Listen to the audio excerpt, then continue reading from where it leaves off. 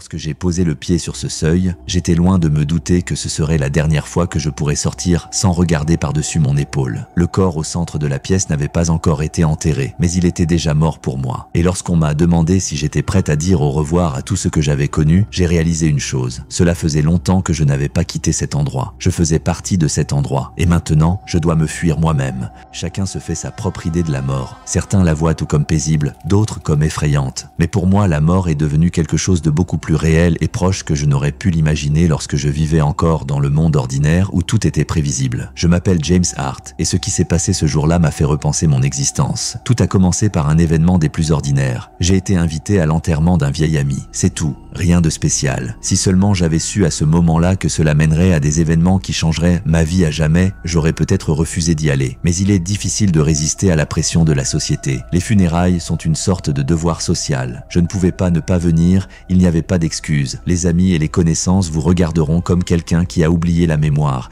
qui a oublié un vieil ami. Et c'est ainsi que je me suis retrouvé là, dans un cimetière tranquille, entouré de bois, où le temps semble s'être arrêté. Ce jour-là, le temps était brumeux. Une pluie légère, presque invisible, tombait du ciel, recouvrant le sol d'une couche douce et grise. Tout ressemblait à un rêve. Les gens se tenaient sous des parapluies noirs, mais même leurs ombres semblaient floues. Et comme souvent dans ces moments-là, je n'entendais que le vide autour de moi. On parlait peu, juste les mots nécessaires que l'on prononce dans ce genre d'événement pour témoigner de sa sympathie. Nous sommes restés à l'ombre d'un vieux chêne, les yeux fixés sur la tombe qui semblait avoir tout englouti. Je ne savais pas quoi faire. Je me sentais étrangère. Ce n'était pas mon enterrement. Ce type avait été une partie importante de ma vie. Mais maintenant, je ne comprenais pas pourquoi j'étais là. Et pas seulement parce que la mort semble si lointaine et froide, je sentais que quelque chose n'allait pas. Mais ce que j'ai surtout ressenti, c'est la peur. Et pas même la peur de la mort. C'était une autre sorte de peur. Quelque chose n'allait pas dans cet endroit. Où était-ce l'endroit? Où était-ce quelque chose en moi? Je ne comprenais pas pourquoi cette atmosphère me semblait si lourde. Pourquoi je ressentais tant d'anxiété alors que tout ce qui m'entourait avait l'air d'être comme d'habitude. Et je ne savais pas que ce n'était que le début.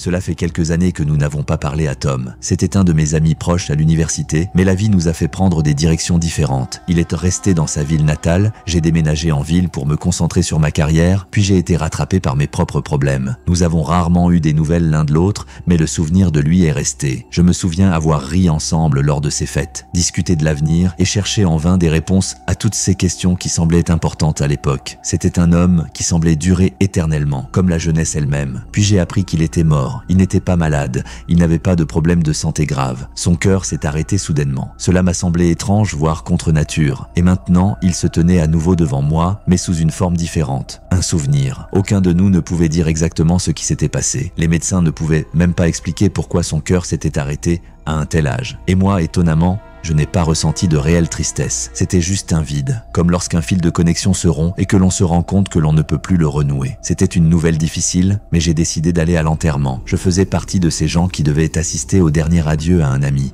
même si je savais que ce serait plus par habitude que par nécessité. Le sentiment de perte était plus intellectuel qu'émotionnel. Je n'étais pas préparé à affronter cette peur dans un tel lieu. Les tombes, les croix blanches et le brouillard, tout cela semblait trop juste, trop préparé, comme si quelqu'un avait arrangé cela pour nous afin que nous comprenions que la mort fait partie de la vie. Et j'ai commencé à penser qu'en fait, ce jour n'était qu'une date de plus sur le calendrier, et non un pas vers quelque chose de nouveau et d'inconnu. Je ne me doutais pas que ce jour allait tout changer. Lorsque je suis arrivé au cimetière, rien ne m'a plus surpris que le silence. Ce n'était pas le silence habituel que l'on peut entendre dans n'importe quel parc ou dans la rue. C'était un silence rempli d'une sorte d'écho intérieur. Je n'arrivais pas à me débarrasser du sentiment que quelqu'un m'observait. J'avais beau essayer de l'ignorer, ce sentiment était constamment pressant, comme si quelque chose de vivant était assis derrière moi et observait chacun de mes mouvements. Tous les autres invités à l'enterrement ne semblaient pas le remarquer, ce qui rendait ma perception encore plus aiguë. J'ai cherché autour de moi des visages familiers, mais il n'y en avait pas un seul qui pouvait me soutenir à ce moment-là. Mon objectif était simple, rendre un dernier hommage et rentrer chez moi, mais alors que je me tenais là, dans ce cimetière froid, le sentiment de désespoir n'a fait que s'accentuer. J'ai commencé à me rendre compte que quelque chose me retenait, quelque chose entre le réel et l'illusoire que je ne pouvais pas expliquer. La peur que j'avais ressentie depuis le début prenait de plus en plus forme. Immédiatement après la cérémonie,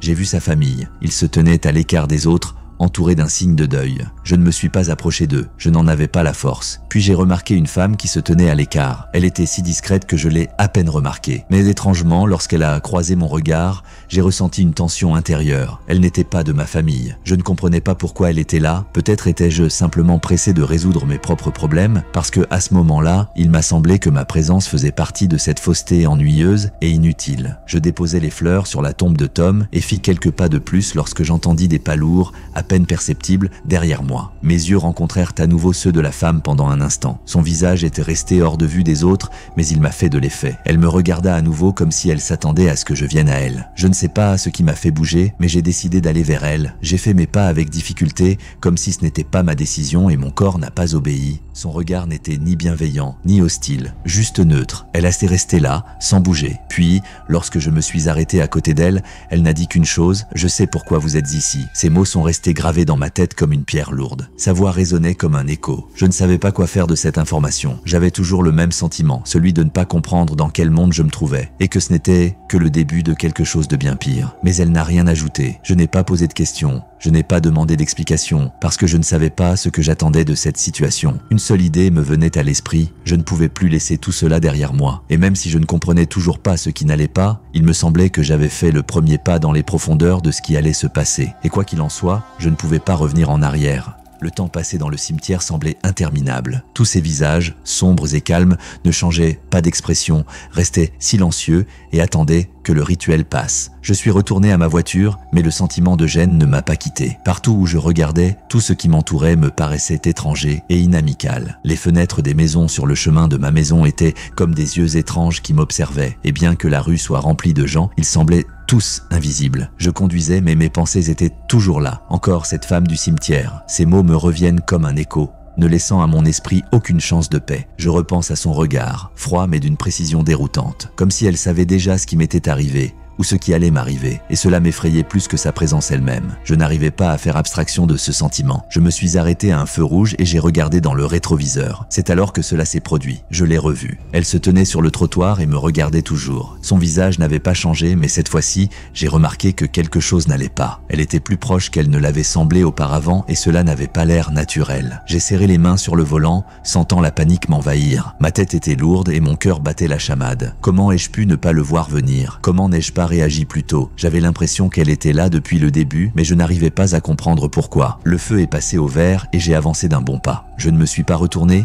mais je sentais mon cœur battre dans ma poitrine. Chaque regard dans le miroir était déjà dangereux. J'étais hanté par ce regard froid. Et là, dans la rue vide, alors que j'étais presque rentré chez moi, mon cœur s'est encore plus enfoncé. Dans le miroir, je l'ai revue, debout sur le trottoir comme une statue. Cette fois, elle ne me regardait pas directement. Non, elle regardait ma voiture. Je n'en pouvais plus. Je me suis garé en plein milieu de la rue sans me soucier du fait que cela pouvait être dangereux. Au début, je suis resté assis à regarder mon reflet dans le miroir en essayant de savoir quoi faire. Puis j'ai réalisé que je ne pouvais pas laisser cette question sans réponse. Avec une force que je ne saurais expliquer, je suis sorti de la voiture. Tout en moi criait que ce n'était pas bien, que je ne devais pas faire un seul pas dans sa direction. Mais j'étais déjà là et j'ai marché vers elle. Je me suis approché de cette femme qui ne bougeait pas. Son regard ne changeait pas. Je me suis arrêté devant elle, inspirant l'air qui devenait de plus en plus difficile. Les mots ne sortaient pas, mais mes pensées se libéraient, lentement, une à une, comme des ombres. « Qui es-tu » Elle ne répondit pas, mais ce n'était plus un simple silence. Il était si dense qu'il semblait que chaque respiration devenait plus lourde, et l'espace environnant devenait comme un labyrinthe qui s'était refermé autour de moi. Son visage n'a pas changé, et pendant une seconde, j'ai cru qu'elle avait simplement disparu, comme une ombre cachée dans l'obscurité. Mais dès que je l'ai regardée à nouveau, j'ai remarqué un détail que je n'oublierai jamais. Il y avait une petite fissure sur son cou qui ressemblait à un miroir brisé. J'ai alors compris qu'il ne s'agissait pas seulement d'une peur, d'une prémonition effrayante. C'était bien plus que cela. Chacun de mes pas semblait être une erreur, chacun de mes mouvements irréversibles. Et pourtant je restais là, devant elle, cette femme qui ressemblait désormais à un fantôme issu de mes rêves les plus cauchemardesques. Je ne pouvais détacher mon regard de son cou, dont la fissure pulsait comme un trait sur une lame tranchante. À mesure que je m'approchais, ma vision commençait à se brouiller et mon esprit se refermait sur les pas qui me conduisaient de plus en plus profondément dans quelque chose que je ne pouvais plus expliquer. J'ai essayé de parler, mais les mots ne sortaient en pas. Alors j'ai tendu la main en silence, elle se tenait là, comme une pierre, complètement insensible, et je commençais à douter qu'elle ait un pouls. Ses bras figés sur le côté n'avaient ni force ni émotion, et soudain, J'ai senti sa froideur couler de sa peau, comme si je touchais de la glace. À ce moment-là, comme un signe, j'ai entendu ce bruit, un grincement sourd qui coupait le silence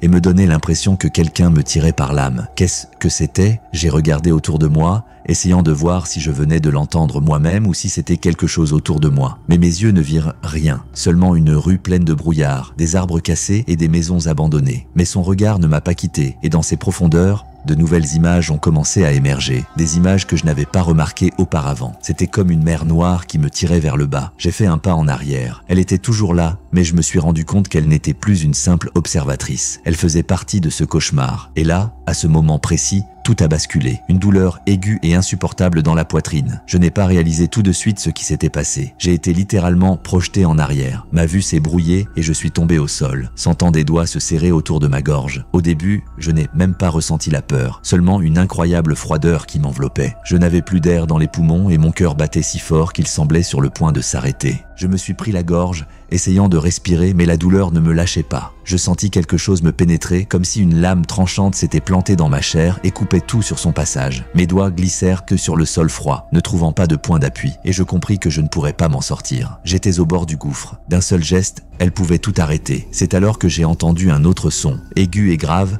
comme s'il rompait le silence. Elle s'est levée de son siège. Je sentais sa présence m'envahir, et j'ai soudain réalisé qu'il ne s'agissait pas seulement d'une douleur physique, mais d'une véritable lutte pour la vie. Avec mes dernières forces, je me suis précipité vers l'avant, me penchant et avalant de l'air. Elle était de nouveau devant moi, silencieuse, mais cette fois-ci, elle avait l'air différente. Elle tenait quelque chose, peut-être un couteau, peut-être autre chose. Je ne pouvais pas dire avec certitude ce que c'était. J'ai senti le métal me pénétrer à nouveau, mais cette fois j'ai pu l'esquiver. Ma main a désespérément attrapé son poignet, mais je n'ai pas eu assez de force. Elle était beaucoup plus forte. Je sentis ses mains se refermer sur mon cou, avec une force qui me donna l'impression que mon corps se transformait de plus en plus en pierre. Ma respiration devenait difficile, comme de l'eau qui s'engouffre dans mes poumons, et toutes ces images, familières et pourtant étrangères, affluaient dans mon esprit, ne me laissant aucune chance de comprendre si c'était réel. Mais alors, comme lors de ma dernière tentative, j'ai frappé, risquant le tout pour le tout. Elle m'a serré la gorge et le même son est revenu. J'ai senti mon bras faiblir et mon coup de poing a changé le cours des choses. Elle s'est éloignée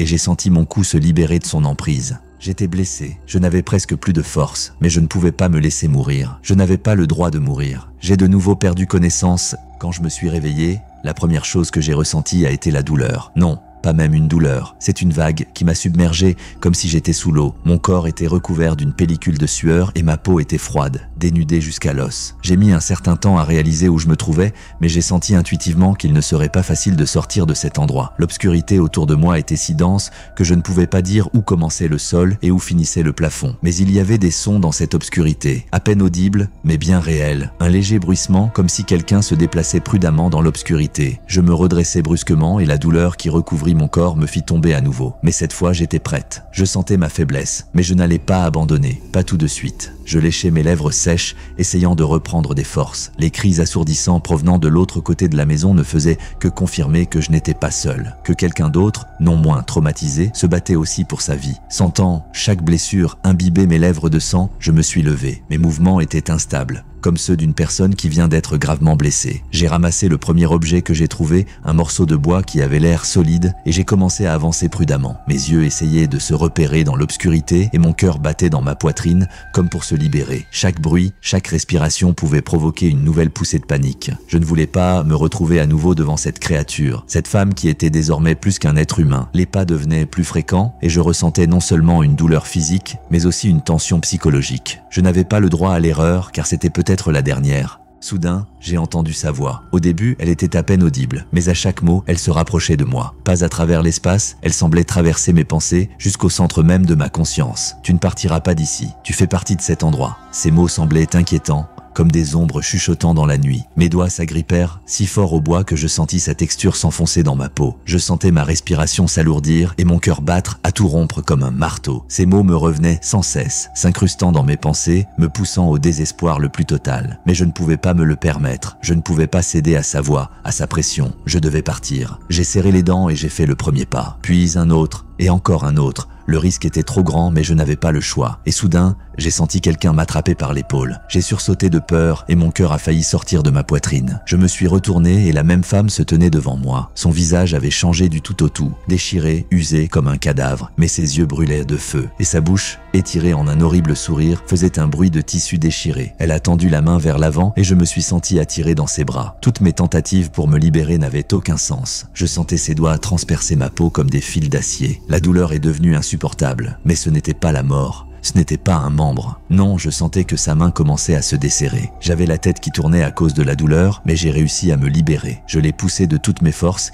et elle a fait un bond en arrière, perdant l'équilibre. Je n'ai pas attendu plus longtemps. Mes jambes se sont mises en mouvement automatiquement et j'ai couru vers la sortie sans m'arrêter. Enfin, je l'ai vue, une porte ouverte dans une nuit froide et vide. Et même si mes blessures hurlaient et que je sentais que je n'en pouvais plus, je savais que c'était ma seule chance. J'ai couru dans l'obscurité. Je ne sais pas combien de temps j'ai couru, mais lorsque la porte de la maison fut derrière moi, je sentis la lourde tension qui m'enserrait la poitrine commencer à disparaître progressivement. L'obscurité autour de moi était si épaisse que je pouvais à peine voir où j'allais. Le vent soufflait froidement sur mon visage et mon corps déchiré me rappelait sans cesse son caractère impitoyable. Mais cela n'avait plus d'importance. La seule chose qui comptait, c'était que je sorte. Je suis sorti de là. Je ne me suis arrêté que lorsque mes jambes ont lâché et que je suis tombé par terre. Ce n'est qu'à ce moment-là que j'ai repris mes esprits et que j'ai regardé autour de moi. Le monde autour de moi semblait calme et tranquille. C'était une nuit ordinaire, une nuit sans signification. Mais elle avait un sens pour moi parce que j'étais en vie. J'étais l'un de ceux qui étaient revenus. Mais même lorsque j'ai commencé à revenir à moi, j'ai senti que quelque chose n'était plus comme avant. Et même lorsque je me suis assise sur le sol, froide et épuisée, je n'ai pas pu me débarrasser du malaise qui se nichait désormais en moi. La peur n'a pas disparu.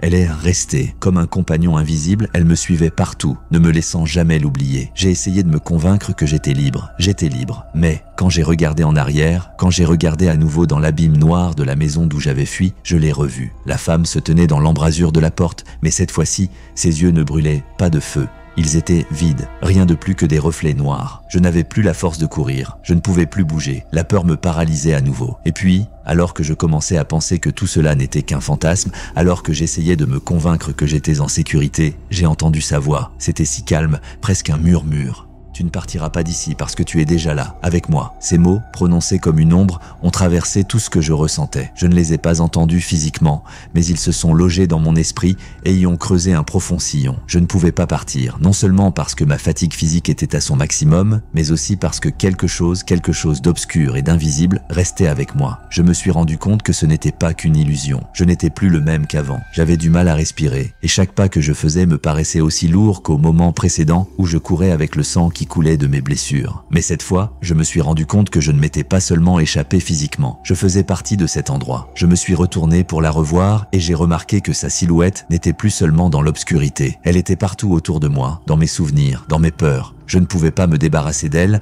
même si elle n'était plus réelle. Aujourd'hui, assis sur ce bitume froid, je sais une chose, cet endroit ne me lâche pas. Et même si je le quitte physiquement, il ne me quittera pas. Je comprends maintenant que ce n'était pas seulement une maison des horreurs, ce n'était pas qu'un cauchemar, c'était quelque chose de plus. Et je peux sentir sa présence, même aujourd'hui. Lorsque j'essaie de fermer les yeux, je regarde l'espace vide autour de moi et je me rends compte que je suis seul. Et pourtant, je sais que ce n'est pas le cas. Elle est toujours avec moi. Si cette vidéo vous a donné l'impression que chaque bruit derrière vous est l'approche de quelque chose de terrible, alors j'ai une autre histoire pour vous qui pourrait vous laisser sans sommeil. Jetez un coup d'œil à ma précédente vidéo sur le parc national, où des secrets terrifiants et des dangers vous attendent à chaque tournant. Mais si vous êtes prêt à plonger dans encore plus de peur, ne manquez pas ma dernière vidéo sur le tour, où nous ouvrirons les portes de lieux que personne ne devrait visiter. Abonnez-vous à la chaîne en cliquant sur la cloche pour ne pas manquer de nouveaux cauchemars.